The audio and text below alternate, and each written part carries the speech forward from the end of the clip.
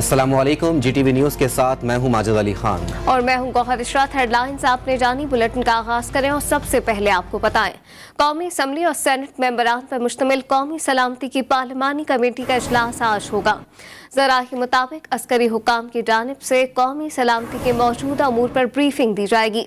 Army chief general Qamar Javed Bajwa और DGISI lieutenant general Faiz Hamid, वफाकी वज़रा और कायदे हिज़्ब इख्तिलाफ समेत तमाम अपोजिशन और इत्तेहादी जमातों के मेंबरान भी पार्लिमानी कमेटी बराए कौमी सलामती इजलास में शिरकत करेंगे। मजीद जानते हैं चीफ रिपोर्टर इस्लामाबाद इंतजार हैदरी से। जी इंतजार, अपडेट कीजिएगा। पार्लिमानी कमेटी बराए कौमी सलामती का अहम इजलास आज हो रहा है और इस इजलास की जो है वो सदारत स्पीकर कौमी असम्बली असद कैसर करेंगे और ये अहम तरीन इजलास जो है वो कौमी असम्बली हाल में होगा। इसी वजह से कौमी असम्बली हाल को कमेटी रूम का दर्जा दे दिया गया है। इस इजलास में शिरकत के लिए खुसूसी तौर पर 78 अरकान को मदऊ किया गया है। वफाकी काबीना के तमाम अरकान और अपोजिशन जमातों के मरकजी रहनुमा शिरकत करेंगे। चारों वज़राए आला, सदर और वज़ीर आज़म आज़ाद कश्मीर और वज़ीर आला गिलगित बल्तिस्तान को भी इजलास में खुसूसी तौर पर मदऊ किया गया है। कौमी सलामती की मौजूदा सूरत हाल पर अरकान को तफसीली ब्रीफिंग दी जाएगी। मुशीर कौमी सलामती, दाखिला, खारजा, दिफा और सेक्रेटरी अमूर कश्मीर ब्रीफिंग देंगे। आला अस्करी क़यादत और कौमी सलामती के इदारों के सरबराहान भी ब्रीफिंग देंगे। इजलास को अफगानिस्तान की हालिया सूरत हाल और मौजूदा मुल्की सूरत हाल के हवाले से भी ब्रीफिंग दी जाएगी और दीगर मुतल्लिका अमूर भी इस अहम तरीन ब्रीफिंग का हिस्सा होंगे। जी, इजलास में अफगानिस्तान की मौजूदा सूरत हाल पर भी ब्रीफिंग दी जाएगी। कौमी असम्बली और सेनेट मेंबरान पर मुश्तमिल कौमी सलामती की पार्लिमानी कमेटी का इजलास आज होगा। इंतजार हैदरी अपडेट कर रहे थे, आपका शुक्रिया। और अब कुछ बात करेंगे आलमी मोहलिक वबा कोरोना वायरस के हवाले से। मुल्क में कोरोना से अमवात का सिलसिला जारी है। NCOC के मुताबिक गुज़िश्ता 24 घंटों के दौरान वबा में मुब्तला मजीद 9 मरीज इंतकाल कर गए हैं, जिसके बाद जाबहक अफराद की तादाद 28,547 हो गई है। मुल्क में कोरोना के मुस्बत केसेस की शरह 1.07% रिकॉर्ड की गई। और अब डेंगू का जिक्र कर आपको बताएं, खैबर पख्तूनख्वा में डेंगू के फैलाव में कमी नहीं आ रही। महकमा सेहत के मुताबिक सूबे में गुज़िश्ता 24 घंटों के दौरान 167 अफराद में वायरस की तशखीस हो गई है, जिसके बाद मुतासरा मरीजों की तादाद 8,257 हो गई है। सूबे में डेंगू से अब तक 9 मरीज इंतकाल कर चुके। बात करेंगे मौसम के मिजाज के हवाले से। कराची में सर्द मौसम ने दस्तक दे दी है। रात में निस्बतन ठंड बढ़ गई। महकमा मौसमियात के मुताबिक गुज़िश्ता रात कम से कम दर्जे हरारत 17 डिग्री सेंटीग्रेड रिकॉर्ड किया गया। मौसम का मजीद क्या अहवाल है, जानते हैं शारका कमाल से। शारका, अपडेट कीजिएगा, कहाँ पर मौजूद हैं आप और कैसा मौसम देख रही हैं? महकमा मौसमियात का क्या कहना है, आने वाले दिनों में कराची का मौसम कैसा रहेगा? जी बिल्कुल, शहर में मौसम तब्दील होना शुरू हो गया है। रातें सर्द होने शुरू हो गई है, जबकि दिन के हम बात करें, दिन के औकात में गर्मी की शिद्दत रोज बरकरार है। गुज़श्ता रात शहर का कम से कम दर्जा हरारत 17 डिग्री सेंटीग्रेड रिकॉर्ड किया है, जबकि महकमा मौसमियात के मुताबिक मौजूदा दर्जा हरारत शहर का 19 डिग्री सेंटीग्रेड है। हवा में नमी का तनासर 51% है, जबकि आज ज्यादा से ज्यादा दर्जा हरारत 32 से 34 डिग्री सेंटीग्रेड रहने का इम्कान है। शहर में इस वक्त हमारी 6 किलोमीटर की घंटे की रफ्तार से चल रही है, जबकि मतलब जो है वो गर्द आलूद होने की वजह से हद निगाह 2.4% रिकॉर्ड की जा रही है, जिसमें महकमा मौसमियात का कहना है कि शहर में जल्द ही सर्द मौसम पूरी तरह से इंक्री देगा। साइबेरियन हवाएं के हवाओं के नतीजे में शहर में सर्दी की शिद्दत में इजाफा होगा। जी, बहुत शुक्रिया शारिका कमाल तफसीलात से आगाह करने के लिए। मौसम की सूरत हाल आपने जानी। अब आपको बताएं कि कराची मलिर मेमन गोट में नासिम जोखियो कत्ल केस में मजीद पेशरफ सामने आ गई है। SSP डिस्ट्रिक्ट मलिर इरफान बहादुर की सरबराही में तश्कील दी जाने वाली टीम नासिम जोखियो के घर पहुंची। तफ्तीशी टीम ने मकतूल नासिम जोखियो के अहले खाना के हमरा जाए वकुआ का दौरा किया, जहां कत्ल के बाद मकतूल की लाश फेंकी गई थी। तफ्तीशी टीम ने जाए वकुआ के करीबी रिहायशी पजीर अफराद के बयानात कलमबंद किए हैं। ज़राए के मुताबिक मोबाइल लोकेशन की रिपोर्ट से नाजिम जोखियों पर तशद्दुद के वक्त रुकने सूबाई असम्बली जाम उवैस के घर में मौजूदगी साबित हो गई है। कराची मलीर मेमन गोट में नाजिम जोखियों कत्ल केस में मजीद पेशरफ सामने आ गई है। SSP डिस्ट्रिक्ट मलीर इरफान बहादुर की सरबराही में तश्कील दी जाने वाली टीम नाजिम जोखियों के घर पहुंची। तफ्तीशी टीम ने मकतूल नाजिम जोखियों के अहले खाना के हमरा जाए वकुआ का दौरा किया, जहां कत्ल के बाद मकतूल की लाश फेंकी गई थी।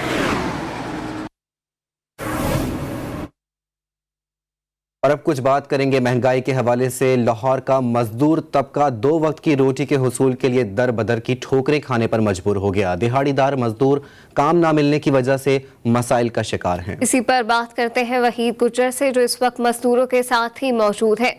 वहीद, क्या कहना है मजदूरों का, बताइएगा।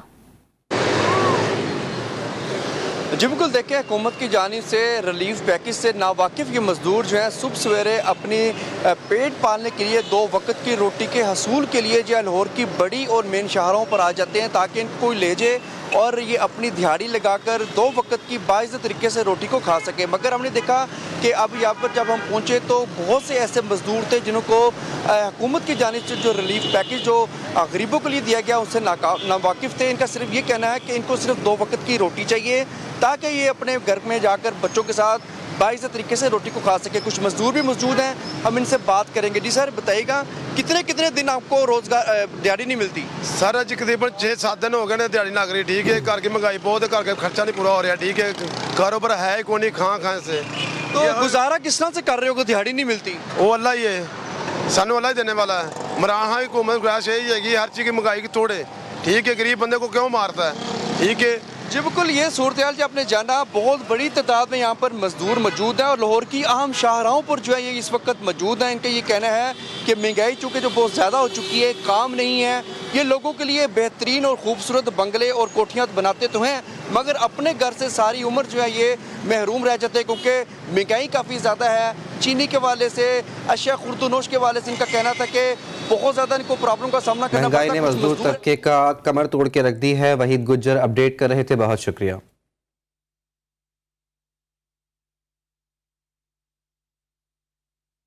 पेशावर से खबर शामिल करें, जहां पे अशिया खुर्दनोश की कीमतों में इजाफे ने मुतवस्सित तबके को मुश्किलात से दो चार कर दिया है। सब्जियों के भाव में मनमाना इजाफा कर दिया गया। मजीद बता रहे हैं हमारे नुमाइंदे अब्दुल रहमान। जी अब्दुल रहमान। जी बिल्कुल, पेशावर में दीगर अशिया खुर्दनोश के साथ साथ सब्जियों की कीमतों में भी इजाफा जो जारी है। पेशावर शहर में टमाटर जो है 130 रुपये फ़ी किलो तक पहुंच गई है। जो कीमत है इसमें मुसलसल इजाफा हो रहा है। इसके अलावा दीगर जो सब्जियां हैं, भिंडी, तूरी, कद्दू, सब की कीमतें जो है वो 80 रुपये फ़ी किलो से ज़्यादा है। शीरी हमारे साथ मौजूद है, उनके साथ बात करते हैं। बस अल्लाह ताला हमारे हाल पर रहम करे। सब्जी जो है बिल्कुल कोई भी 80 से मतलब बहुत अगर कम भी सब्जी मिलेगी ना आपको 50 रुपये, मतलब 50 से कम पहले है ही नहीं सब्जी। 80, 70, 90, 120, तो बंदा क्या करे, अब सब्जी खाना भी छोड़ दे, क्या किया जाए। बिल्कुल, शुरू का ये कहना है कि जो महंगाई की लहर है उससे परेशान आ चुके हैं। हर चीज़ महंगा होता जा रहा है और अब सब्जियों की कीमतों में भी इजाफा हो रहा है और इतना इजाफा हुआ है कि अब शहरों के लिए जो सब्जियाँ ख़रीदना है वो भी मुश्किल होता जा रहा है। जी, पेशावर से अब्दुल रहमान अपडेट कर रहे थे, आपका शुक्रिया। रुख करेंगे कसूर का। पेट्रोलियम मसनूआत की कीमतों में इजाफे के बाद सब्जियों की कीमतों में भी इजाफा कर दिया गया। आम आदमी के लिए सब्जी खरीदना भी मुश्किल हो गया है। मजीद बता रहे हैं कसूर से वसीम अख्तर चौधरी। जी वसीम, बताइएगा। जी बिल्कुल, मैं इस टाइम कसूर की सब्जी मंडी में मौजूद हूँ। अगर यहाँ पे बात की जाए कि मौसम के बदलते सब्जियों की कीमतों की, तो सब्जियों की कीमतें इस टाइम जो है वो सर्दियों की सब्जियों की कीमतें हैं वो आसमान को बातें कर रही हैं। अगर खुश्क मसाला जात की बात की जाए, अदरक, लहसुन, जिसमें सब्ज़ धनिया वगैरह है, उनकी बात की जाए तो वो भी आसमान को बातें कर रही हैं। यहाँ पे कुछ मेरे साथ शहरी मौजूद हैं, हमसे बात करते हैं कि उनका महंगाई के हवाले से, सब्जियों की कीमतों के हवाले से क्या कहना, क्या कहेंगे? महंगाई जो है ना, महंगाई बहुत यानी कि बढ़ गई है। महंगाई के हिसाब में गरीब आदमी सौदा नहीं ले सकता। जी, यहाँ पे आए हुए खरीदारों की आपने बात सुनी है। एक तो महंगाई का शिकवा करते हुए नजर आ रहे हैं, दूसरा अगर बात की जाए तो यहाँ पे रेट की जो दुकानदार है उन्होंने भी खुद साख्ता जो है रेट वो लगाए हुए। मार्केट कमेटी है जो वो उनको रेट लिस्ट तो मुहैया कर देती है, लेकिन वो है जो चेक एंड बैलेंस नहीं रखती कि आया के रेट लिस्ट के मुताबिक है जो वो चीजें फरोख्त हो रही है या नहीं हो रही है। अवाम का कहना है कि हमारी गुजारिश है महंगाई का कंट्रोल किया जाए। जी। शुक्रिया वसीम अख्तर चौधरी तफसीलात से आगाह करने के लिए। और अब आपको बताएं कि हुकूमत महंगाई पर काबू पाने में मुकम्मल तौर पर नाकाम नजर आती है। नौशहरा के शहरियों का कहना है कि हुक्मरान गुर्बत खत्म करने के बजाय गरीबों को खत्म कर रहे हैं। मोहम्मद असद की रिपोर्ट देखिए। पेट्रोलियम मसनूआत के कीमतों में इजाफा, जबकि बिजली, चीनी और LNG की बढ़ती हुई कीमतों ने आवाम को बेहाल कर दिया। मुल्क भर की तरह नौशहरा के आवाम भी हालिया महंगाई पर बिल बिला उठे। यह हुकूमत की नाकिस पॉलिसी की बुनियाद है, जो कि आवाम के साथ एक घिनौना मजाक कर रहे हैं। ये इसने कोई रिलीफ नहीं दी, बल्कि उससे जीने का हक भी छीन लिया है। शहरियों का कहना है कि हुकूमत गरीबी खत्म करने के बजाय गरीबों को ही खत्म करने लगे हैं। ऐसी तब्दीली का क्या फायदा और ऐसी तब्दीली का क्या, हम इसका तो रोना ही रोएंगे। ये तो एक मैयत है तब्दीली की, और इसको बस कफन डाल के दबाने की देर है। आम आदमी की तो कमर ही टूट चुकी है। अब तो महंगाई का रोना भी है बस है। नौशहरा के मार्केटों में चीनी फी किलो 150, आटे का 20 किलो वाला तेला 1500, जबकि घी का 1 किलो वाला पैकेट 400 रुपए का हो गया। मौजूदा हुकूमत बिल्कुल नाकाम, बिल्कुल फेल हो चुकी है। घी की कीमतें देख लें, आटा देख लें, इन्होंने बिल्कुल, ये मेरे नजर में ये बिल्कुल फेल हो चुकी है। कमरतोड़ महंगाई के सुनामी से मुतासरा शहरियों का कहना है कि हुकूमत की नाकाम पॉलिसियों और झूठे वादों ने आवाम से जीने का हक भी छीन लिया है। Mohammad Asad, GTV news, Nowshera. तो दूसरी जानिब वज़ीर आज़म इमरान खान ने कहा है कि हमारे नबी अकरम सल्लल्लाहु अलैहि वसल्लम अपने किरदार से सादिक व अमीन से इखलाकियात का मयार बुलंद किया। जॉनथन हॉलसैक के मजमून पर ट्वीट करते हुए उन्होंने कहा कि इखलाकियात का मयार बुलंद करने के बाद अजीम रियासत मदीना वजूद में आई। एक बार आपको फिर बताएं कि वज़ीर आज़म इमरान खान ने कहा है कि हमारे नबी सल्लल्लाहु अलैहि वसल्लम ने अपने किरदार से सादिक और अमीन से अखलाकियात का मयार बुलंद किया है। जॉनथन हॉलसैक के मजमून पर ट्वीट करते हुए उन्होंने कहा कि अखलाकियात का मयार बुलंद करने के बाद अजीम रियासत मदीना वजूद में आई।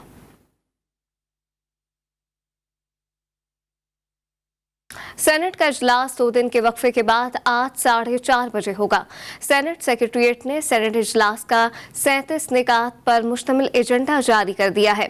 सेनेटर मुश्ताक अहमद की सुप्रीम कोर्ट और हाई कोर्ट में ज़ेर इल्तवा मुकदमात के हवाले से तहरीक एजेंडे में शामिल है। सेनेटर सीमी एजदी का बैरून मुल्क पाकिस्तानियों के हवाले से फलाही इकदाम पर तहरीक एजेंडे का हिस्सा है। सेनेटर शेरी रहमान की माहौलियात की पॉलिसी के हवाले से तहरीक भी एजेंडे में मौजूद है। Welcome back. वफाकी हुकूमत ने TLP पर आयद पाबंदियाँ खत्म कर दी हैं। तहरीक लब्बैक का नाम कलअदम जमातों की फहरिस्त से भी निकाल दिया गया। वफाकी वज़ारत दाखिला ने पाबंदियाँ खत्म करने से मुतालिक नोटिफिकेशन जारी कर दिया। वफाकी वज़ीर दाखिला शेख रशीद ने नोटिफिकेशन जारी होने की तस्दीक भी कर दी है। इससे कबल वफाकी काबीना ने TLP के नाम के साथ कलअदम का स्टेटस खत्म करने की मंजूरी दी थी। काबीना की मंजूरी के बाद समरी वफाकी वजारत दाखिला को भिजवाई गई थी। तो दूसरी जानिब वफाकी हुकूमत और तहरीक लब्बैक के मुआहदे पर अमल दरामद जारी है। सरबरा स्टीयरिंग कमेटी अली मोहम्मद खान की ज़ेर सदारत अहम इजलास हुआ। कमेटी अरकान ने मुआहदे के निकात पर तफसीली मुशावरत की। शुरा ने रिहाई पाने वाले TLP कारकुनों के नामों पर गौर भी किया। कोर्ट शेड्यूल में शामिल क़यादत और कारकुनों की फहरिस्त पर भी तबादला ख्याल किया गया। अली मोहम्मद खान का कहना था कि हुकूमत मुआहदे पर मुकम्मल अमल दरामद कर रही है। ताउन पर तहरीक लब्बैक की क़यादत के भी मशकूर है।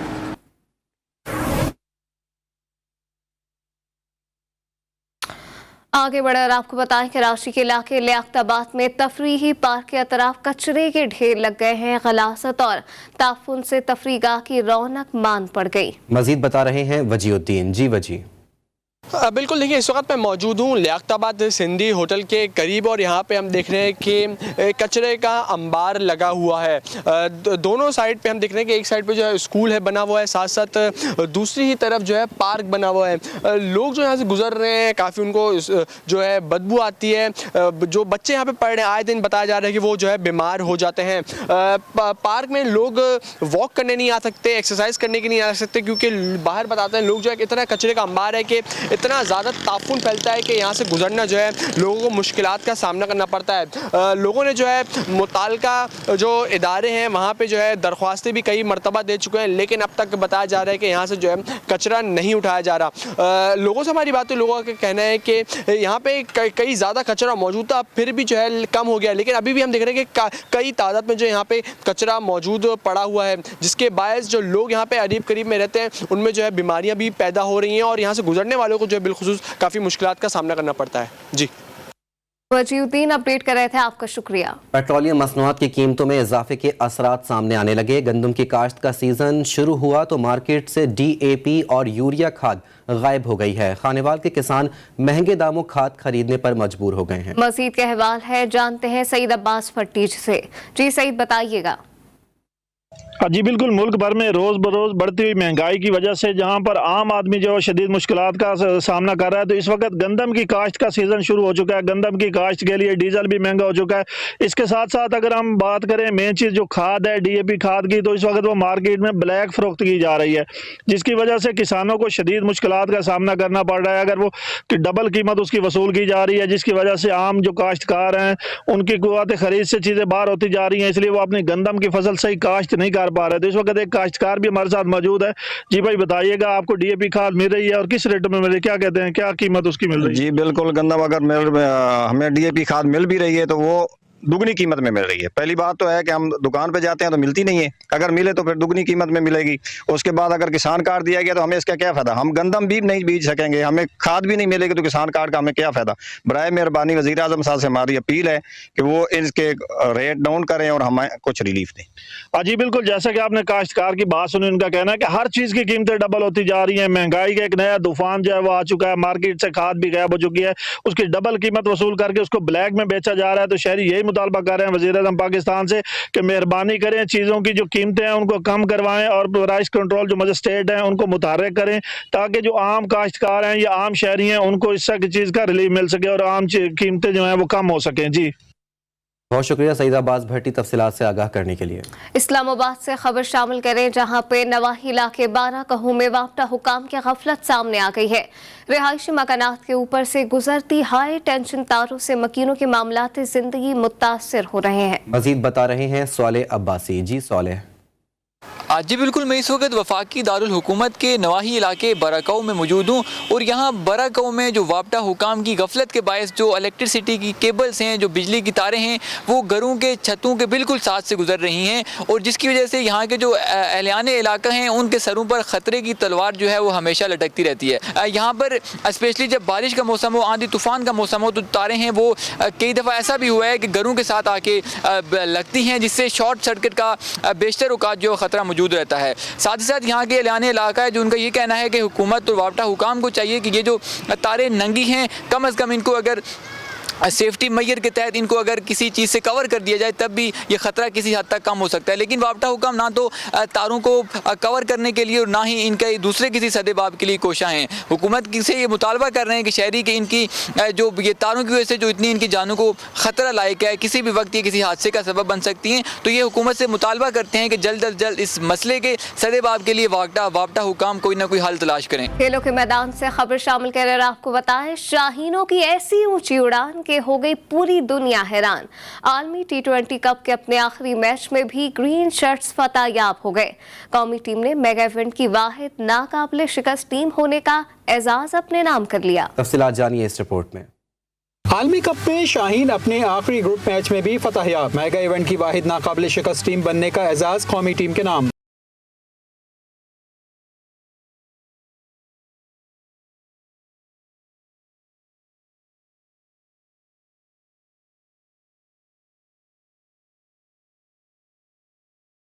पाकिस्तान ने स्कॉटलैंड को 72 रन से शिकस्त दे दी। बाबर 11 ने पहले बैटिंग करते हुए 4 विकेटों के नुकसान पर 189 रन स्कोर किए। शोएब मलिक ने स्कॉटिश बॉलर्स पर लाठीचार्ज किया। 18 गेंदों पर नाकाबिले शिकस्त 54 रन जड़े। शोएब मलिक की बारी में 5 छक्के और 1 चौका शामिल था।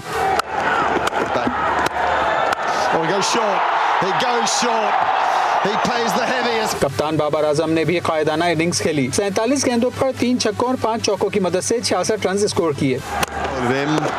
timed it better than Bubba actually. Oh, that's a very good hit. That really is a good hit. 190 run के हदफ के ताक़ुब में स्कॉटिश टीम 117 रन तक महदूद रही। लीग स्पिनर शादाब खान ने 2 जबकि हसन अली, शाहीन अफरीदी और हारिस रऊफ ने एक शिकार किया। धुआंधार बल्लेबाजी करने वाले Pakistan all rounder Shoaib Malik man of the match करार पाए। तो दूसरी जानिब कौमी क्रिकेट टीम के विकेट कीपर मोहम्मद रिजवान ने एक और आलमी रिकॉर्ड अपने नाम कर लिया। मोहम्मद रिजवान एक साल में सबसे ज्यादा T20 रन बनाने वाले बल्लेबाज बन गए।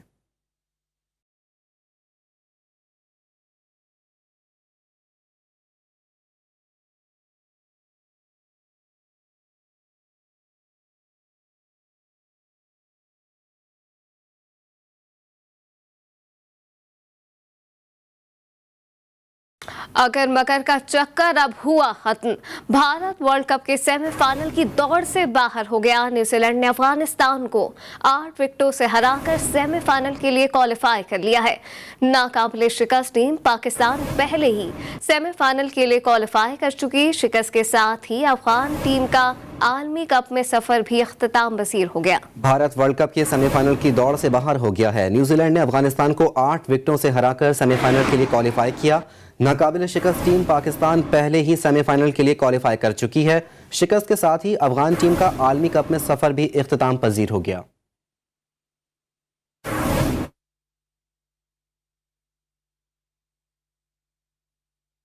मेगा इवेंट के मेगा मैचेस का आगाज हो गया। आईसीसी ने वर्ल्ड कप के सेमीफाइनल के लिए टीमों के नाम जारी कर दिए हैं। इंटरनेशनल क्रिकेट काउंसिल के मुताबिक पहला सेमीफाइनल इंग्लैंड और न्यूजीलैंड के दरमियान 10 नवंबर को खेला जाएगा, जबकि 11 नवंबर को दूसरे सेमीफाइनल में ऑस्ट्रेलिया को नाकाबिले शिकस्त पाकिस्तान का चैलेंज दरपेश होगा। आलमी कप का फाइनल 14 नवंबर को बरोज इतवार को खेला जाएगा। तीनों अहम तरीन मैचेस पाकिस्तानी वक्त के मुताबिक शाम 7 बजे खेले जाएंगे।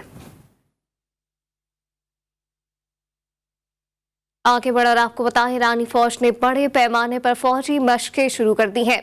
बहरा ओमान में ईरानी ऑयल टैंकर को कब्जे में लेने की नाकाम कोशिश के बाद ईरान की तरफ से फौजी मशकें की जा रही हैं, जिसमें बर्री फौज के साथ बहरी और ईरानी फजाइया भी हिस्सा ले रही है। 10 लाख मील के रकबे पर की जाने वाली मशकों में ड्रोन, तैयारे और मिसाइल भी अपने टारगेट को निशाना बनाएंगे।